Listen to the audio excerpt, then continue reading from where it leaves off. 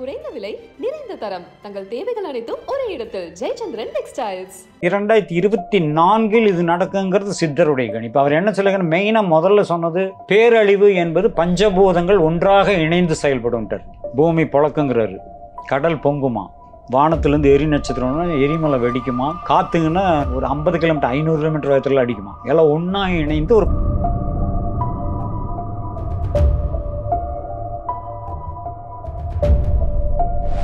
ஃபேஸில் இப்படி சுண்டிட்டு இன்னையிலேருந்து எண்ணி 10வது நாள் 12 மணி 6 நிமிடத்திலிருந்து 1 மணி 6 நிமிடம் வரை நீ கம்பி எண்ணியாகன்ட்டு.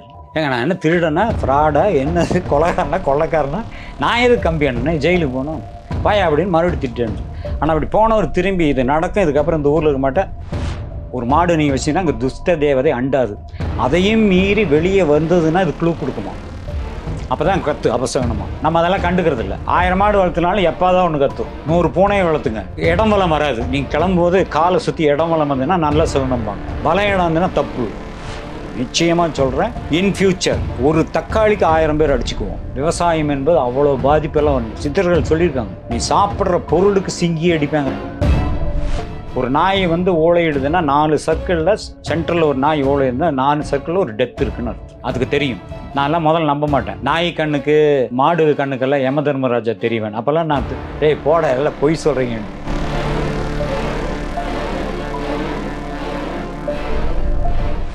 வணக்கம் சார். வணக்கம். ஒரு பேரழிவு இருக்குங்கிற மாதிரி சொல்கிறீங்க, வந்து எதன் அடிப்படையில் அதை சொல்கிறீங்க? 1904, 1944, 54, 2004, 2014 இப்படி அந்த 4 முடிகிறப்பெல்லாம் ஒன்று நடந்துட்டு தான் இருக்குது. இது எப்படின்னா 2024 இது நடக்குங்கிறது சித்தருடைய கணிப்பு. அவர் என்ன சொல்லுங்க, மெயினாக முதல்ல சொன்னது பேரழிவு என்பது பஞ்சபூதங்கள் ஒன்றாக இணைந்து செயல்படும்ட்டார்.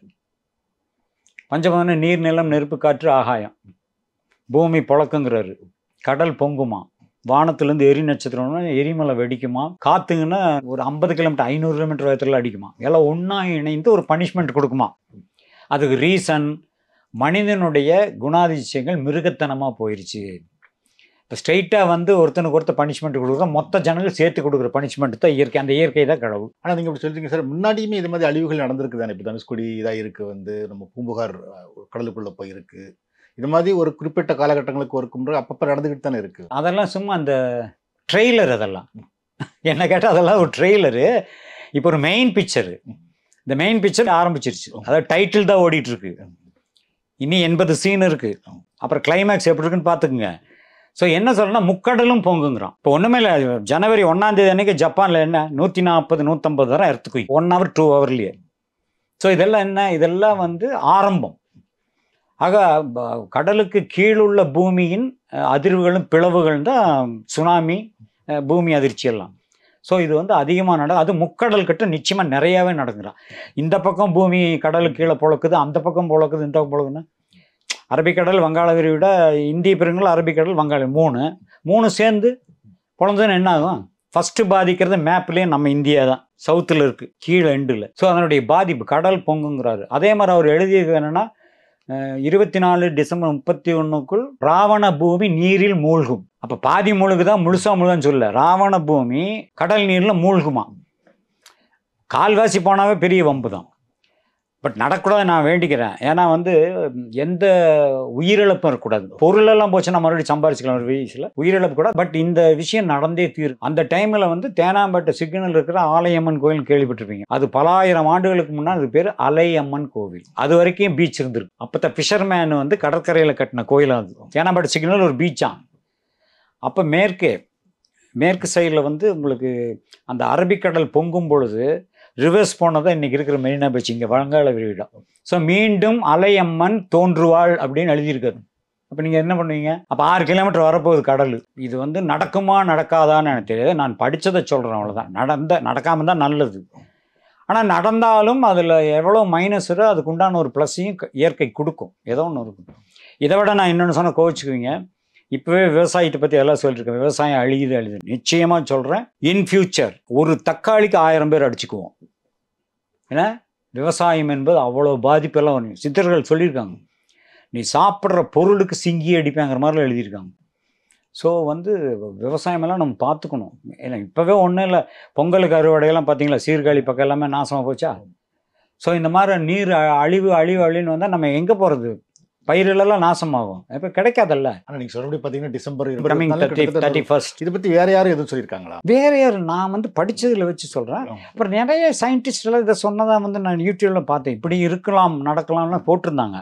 நான் அவங்கள வச்செல்லாம் சொல்ல, நான் படித்ததுக்கும் எனக்கு அந்த சித்தர் ஞாபகம் வந்ததுக்கும் தான் சொல்லிட்டு இருக்கேன். என்ன மைனஸாக சொல்கிறது எனக்கு என்ன சந்தோஷமா? நீங்கள் வேறு மெட்ராஸ்குள்ளே தண்ணி வரும்னா நானும் மெட்ராஸ் தான் இருக்கிறேன். உனக்கு வர பாதிப்பு தான் எனக்கும் வரும். ஒன்று மட்டும் சொல்லியிருக்காங்க, இன்னைக்கு உலக அளவில் பார்த்தீங்கன்னா சுயநலம் அதிகம், மனித நேயமெல்லாம் போயிடுச்சு. அதோட மனுஷனுக்கு இருக்க ஒழுக்கம் சுத்தமாக கெட்டு போச்சு, ஒழுக்கம் சீரழிஞ்சு போச்சு, மனித நேயம் போயிடுச்சு. ஆக வந்து இது எல்லாமே போயிட்டே இருந்ததுன்னா மனுஷன் மிருகமாயிட்டே போவோம். ஒரு பர்சன்டேஜ் அந்த மாதிரி தன்மை வரும்பொழுது கடவுளோ ஒரு மனுஷனோ வந்து ஒருத்தனை லட்சம் பேர் தண்டனை கொடுக்க முடியாது, இயற்கை தான் கொடுக்கும். ஸோ இயற்கையுடைய சீற்றம் என்பது நம்மளுடைய நடைமுறைகள், மனிதர்களுடைய நடைமுறைகள் தான். நீங்கள் எங்கேயாவது ஒரு காட்டுக்குள்ளே வந்து ஒரு எரிமலை வெடிக்குதுன்னு நினச்சிங்களேன், அந்த சுற்றி இருக்கிற மிருகங்கள்லாம் தப்பிச்சு போயிடும் தெரியுமா? அதுக்கிற அறிவும் நம்மளுக்கு கிடையாது. அதுக்கு ஒரு க்ளூ கிடைக்குது. பொதுவாகவே வந்து மனிதர்களை விட 5 அறிவு படுத்த பிராணிகளுக்கு வந்து அந்த ஸ்மெல் அதிகம். ஒரு தவறு நடக்க போகிறது அதுக்கு தெரியும், நல்லது அதுக்கு நல்லா தெரியுமா. இதெல்லாம் காடு கிஃப்ட். இது நீங்கள் ஒன்றும் இல்லை, ஒரு தெருவில் திடீர்னு ஒரு 12-1 மணிக்கு ஒரு நாய் ஊழையிடும், கத்துறதில்ல ஊழையிடும். நம்ம என்ன நினச்சிக்குவோம், படுத்துட்டு எவனா திருடுகிட்ட வந்திருப்போம் போல் இருக்கு, தெருவுக்குள்ள எவனா புதுசாக வந்து. நோ, ஒரு நாய் வந்து ஊழையிடுதுன்னா 4 சர்க்கிளில் சென்டரில் ஒரு நாய் ஊழையிடுதுன்னா 4 சர்க்கிளில் ஒரு டெத் இருக்குன்னு அர்த்தம். அதுக்கு தெரியும். நான்லாம் முதல்ல நம்ப மாட்டேன். நாய் கண்ணுக்கு மாடு கண்ணுக்கெல்லாம் யம தர்மராஜா தெரிவேன். அப்போல்லாம் நான் போட எல்லாம் பொய் சொல்கிறீங்க. இதெல்லாம் இருக்கும். நீங்கள் ஒன்றும் இல்லை சார், பழைய பிளாக் அண்ட் ஒயிட் பண்ண எம்ஜிஆர் ஒரு பறக்கும் தட்டிலே பறந்து போவார். விட்டலாச்சாரிய படம் பார்த்தீங்கன்னா ஒரு பாயை போட்டு மேலே உட்காந்து பாயை போனால் போகுதில்ல. அப்போது இந்த மாதிரி எண்ணம் இப்படியெல்லாம் எழுதணுங்கிற ஒரு ரைட்டருக்கு மைண்டில் வருதில்ல. அப்போ இந்த அறிவு ஏற்கனவே பல ஜென்மங்களுக்கு முன்னாடி இருந்த ஒரு உயிரணு தான் வருது.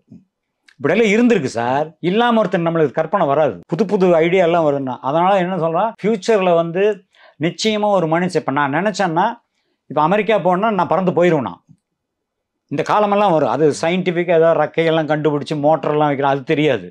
ஆனால் ஒரு மனிதன் பறக்கும் காலம் வருங்கிறாப்புல. மனிதன் பறக்கும் காலம்னா அது ஏரோப்ளைனில் இல்லை, மனிதனே நான் ஒரு சிங்கிள் மேன் தானே, நானே பறந்து போக முடியுமா?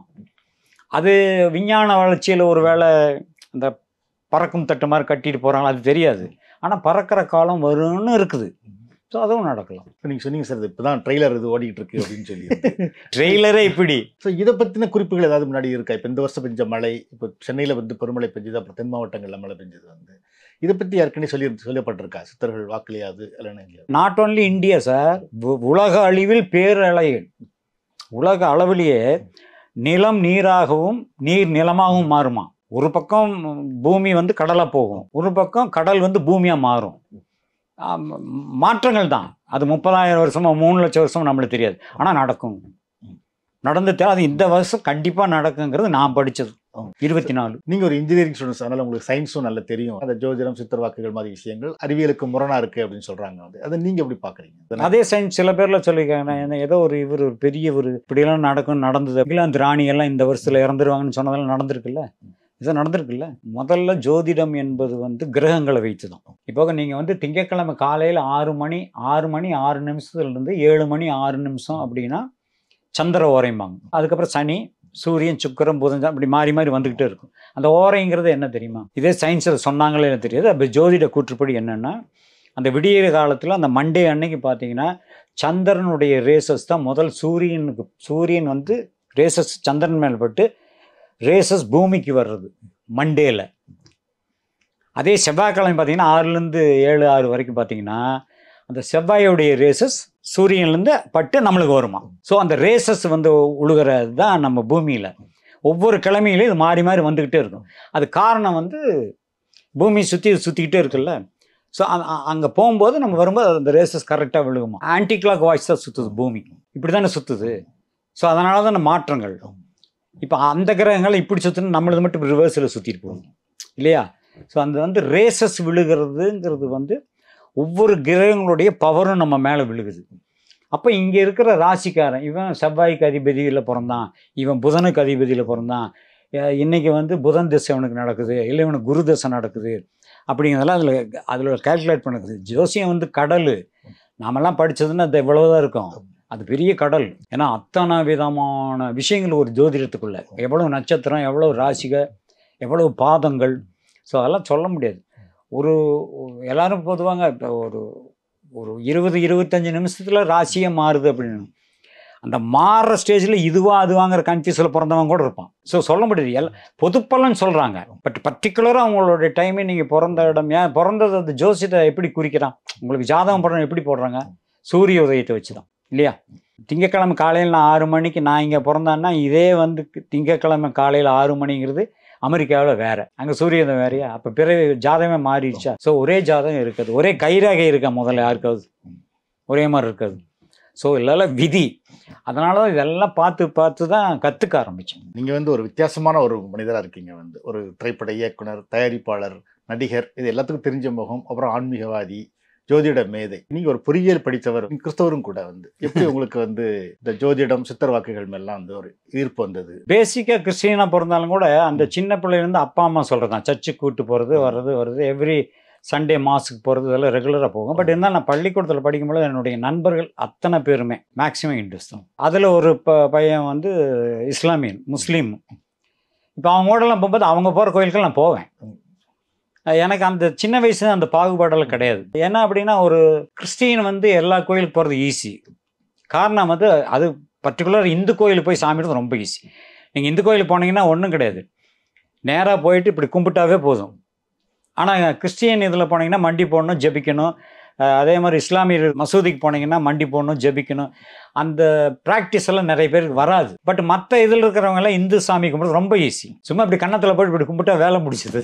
ஸோ அது ரொம்ப ஈஸி. அதனால் வந்து அவங்க கூட எல்லா கோயிலுக்கு போவேன். இந்த கோயிலுக்கு அது அப்போ கோயிலுக்கு போவேன், அவங்க கும்பிட்றாங்க சாமி. அப்போ அவங்க நம்புகிறாங்கல்ல, அவங்க எனக்கு இந்த கடவுள் நல்லது பண்ணுறான்னு நம்பும்போது நான் ஏன் அவங்கள நம்பக்கூடாது? அதே கடவுளை எனக்கு நல்லது தானே பண்ணுவார். அப்படி ஒரு மைண்ட் செட்டு அந்த சின்ன வயசுலேருந்தே. நானே ஒரு தடவை என் ஃப்ரெண்டோட ஸ்கூலுக்கு போகும்போது அவங்க மதர் வந்து அவனுக்கு கிளம்பும்போது நெத்தியில் விபூதியை குங்குமம் வச்சு விட்டாங்க.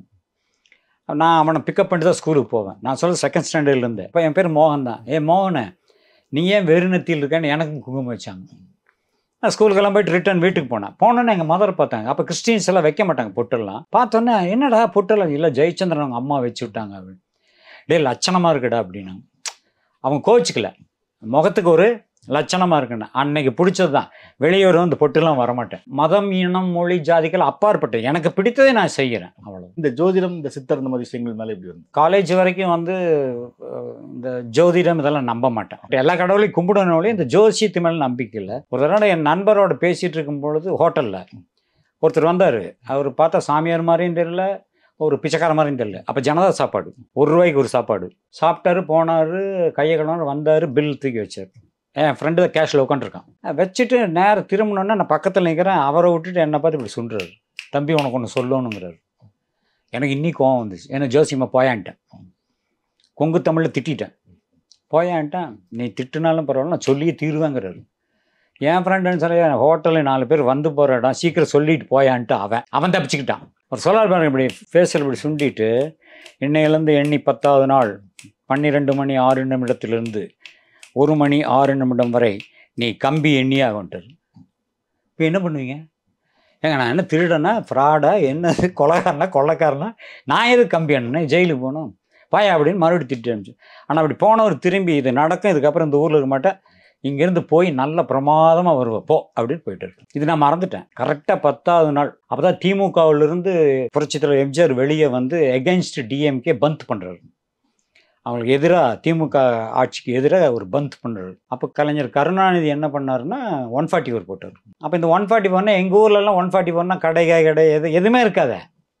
எங்களுக்கு பொழுதுபோக்க சினிமா அதுவும் இல்லை. வீட்டில் சும்மா இருந்தோன்னா சரி போர் அடிக்குதுன்னு ஒரு 11:30க்கு வெளியே வந்தேன். ஒரு ஃப்ரெண்டு, 2 ஃப்ரெண்டாக 4, ஒரு 5 ஃப்ரெண்டு ஒன்றா போகிறோம். ஒரு பங்க் கடை தேடி போயிட்டுருக்கோம். நான் முன்னாடி போகிறேன், 4 பேர் பின்னாடியே வந்தாங்க. நான் பார்த்து கடை எங்கேயுமே இல்லை மாப்பிள்ள, திரும்பி போகலான்னு சொல்லும்போது 4 பேர் ஓடுறோம்.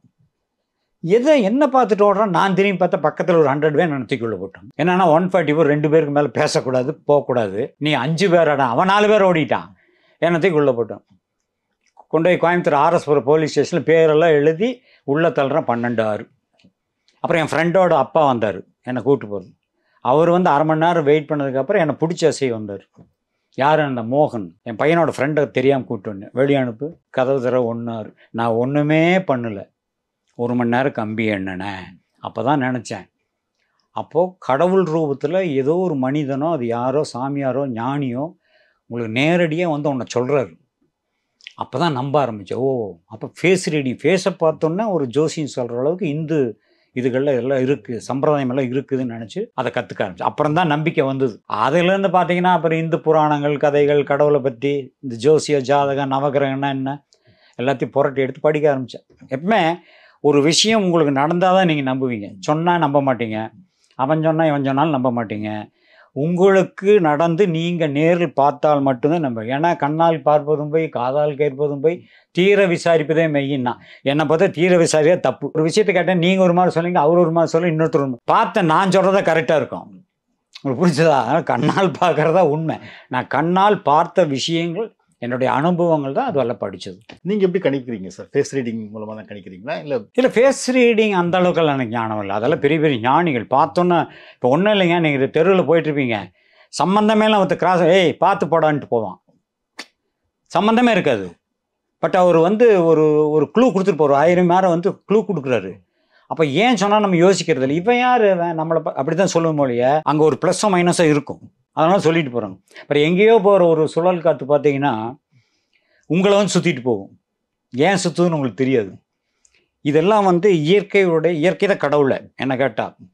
ஒரு சகுனம் இது மாதிரி ஒரு 1000 மாடு வளர்த்துங்க. டெய்லி நீங்கள் கிளம்பும்போது அபசகனமாவோ சகுனமாவோ கத்தாது. மாடு இருக்கிற இடத்துல எப்பவுமே துஷ்ட தேவதைகள் இருக்காது. இது ஒரு மாடு நீங்கள் வச்சீங்கன்னா அங்கே துஷ்ட தேவதை அண்டாது. அதையும் மீறி வெளியே வந்ததுன்னா இது க்ளூ கொடுக்குமா. அப்போ தான் கற்று அபசகனமா. நம்ம அதெல்லாம் கண்டுக்கிறது இல்லை. 1000 மாடு வளர்த்துனாலும் எப்போதான் ஒன்று கற்றும். 100 பூனையை வளர்த்துங்க, இடம் வளம் வராது. நீங்கள் கிளம்பும்போது காலை சுற்றி இடம் வளம் வந்ததுன்னா நல்ல சகுனம்பாங்க, வளம் இடம் வந்துன்னா தப்பு. ஆனால் 100 பூனை டெய்லி அது பண்ணாதுங்கிறேன். ஆக அதுகளுக்கெல்லாம் அது தெரியுது, இது நடக்க போகுது பார்த்துன்னு. அது நம்மளுக்கு சிம்டம்ஸ் சொல்ல நம்மளாம் கண்டுக்கிறது இல்லை.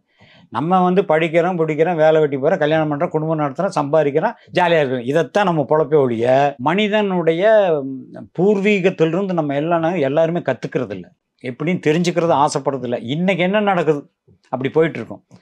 பட் சித்தர்கள் ஏடுகளில் இதெல்லாம் அப்போவே சொல்லிட்டோம். ஸோ நீங்கள் எல்லா சித்தர்கள் ஏடுகள்லாம் எடுத்து படித்து பார்க்குறீங்க, அந்த என்னென்ன சொல்லியிருக்கு அப்படிங்கிற. இல்லை, நான் இது 40 வருஷம் முன்னாடியே படித்தேன். நான் சொன்னேன்ல, அந்த இதெல்லாம் படிக்க அப்போ படித்தது. இது ஒரு 3 months பேக்கு எனக்கு கனவுல திடீர்னு ஏதோ ஒரு பெரிய ஒரு ஞானியமாக இருந்தார். வந்து நீ இதெல்லாம் படிச்சியே, இதெல்லாம் ஏன் வெளியே சொல்ல மாட்டியாங்கிற மாதிரி என் கூட பேசுகிறாரு. படித்ததை ஏன் 4 பேர் சொல்லிடுறியா அப்படிங்கிற மாதிரி சொல்கிறாரு. முழிச்சு பார்த்தா கனவு. ஆனால் அவர் சொன்னது பூரா ஞாபகம் வருது. அந்த படித்ததெல்லாம் மறுபடியும் ஞாபகத்துக்கு வருது. அப்போ இது வந்து பப்ளிக்கு சொல்லணும், அது மைனஸ் ஆர் ப்ளஸ்ஸு. 4 பேருக்கு இது சொல்கிறது நல்லதுங்கிற மாதிரி எனக்கு தோணுச்சு. அதுக்காக தான் அந்த இன்டர்வியூ கொடுத்தேன். கடலில் மூழ்குதுன்னா எல்லோரும் பயந்துட்டேன். பயப்படுற அளவுக்கு இல்லை, பட் வந்து ஒரு அழிவுங்கிறது உண்டு, அது வந்து மாற்று கருத்து இல்லை.